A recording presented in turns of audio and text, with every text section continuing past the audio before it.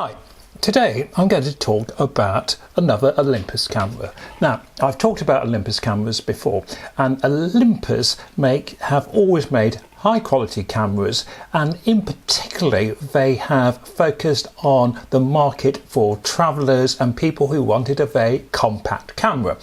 And they really got into this in the 1960s with things like the Olympus Pen, which was a very high quality half frame format, single lens reflex of quite a novel design.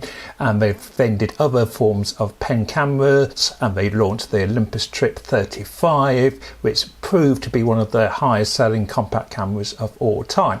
And that Olympus Trip name became one of a very powerful form of marketing for Olympus. And it's fascinating that the Olympus Trip 35, I think, continued to be manufactured until the 80s. And then in the early 90s, Olympus held on to that Trip name, and they were making high quality, quite expensive compact cameras like the Mew, which I've talked about before. But in the Trip range, they were producing quite elementary cameras, quite, in a sense, to feel quite cheap cameras.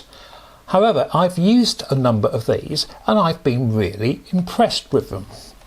Now, this, as you will find, there's a whole lot of different Olympus Trips out there, Trip Junior, Trip S, lots of different Trips, and this Trip is called a AF S-2, which doesn't really flow off the tongue all that well.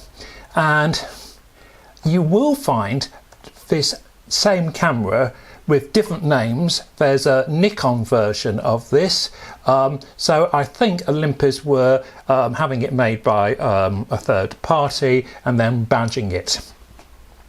And it is to hold a relatively cheap camera. It's plastic, it has a fixed focus, it has got, as we can see from these two mirrors here, it is autofocusing, and in fact it proudly states autofocus camera. It's a fixed focal length, so it's not a zoom, it's a 34mm, and that is fascinating, I find, because we always say with 35mm the standard eye view is a 50mm. So single lens reflex cameras always had a 50mm lens as standard. Well, compact cameras, which might be used for more things like parties and outings and family things and very general things, might demand a slightly wider view. And we normally talk about a wide angle lens being 28mm and a very wide angle being 20mm. But the interesting choice of a 34mm lens gives you a wide angle. So for things like landscapes and putting in a large group of people, this camera is absolutely fantastic because you've got the 34mm lens. I don't think it doesn't actually state how fast that lens is. I suspect it's a 3.8. We have got an exposure system in the camera. The camera itself is incredibly simple to operate and to load. Simply load the film here, close it, click, and it will wind on, and another click, and it will take you to number 1 on the counter.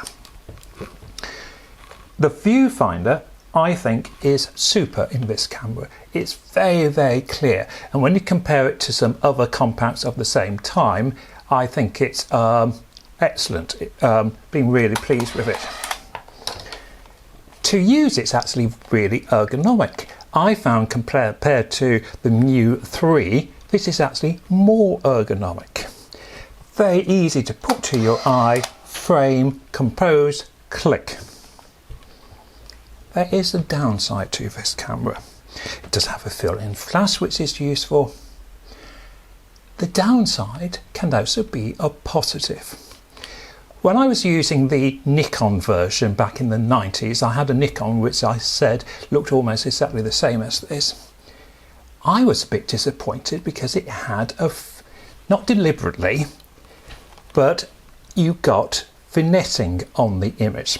And I will put some images I've taken with this camera, and there's quite a lot of vignetting. Vignetting is when you either get a sort of dark circle or surround the photograph, or a light circle.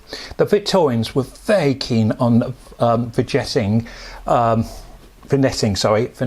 for portraits, okay? And we quite often in Photoshop will do vignetting to give an effect. I think because on this camera the lens is quite recessed and you've got this right angle, so I think it's picking up some of this surround here, and the upshot is the photo isn't being completely or being it's being underexposed at the edges because not all the light is getting to the film, so you are getting this effect. What impressed me was how sharp the camera was, and you will see the images I've taken. I was really pleased with how sharp.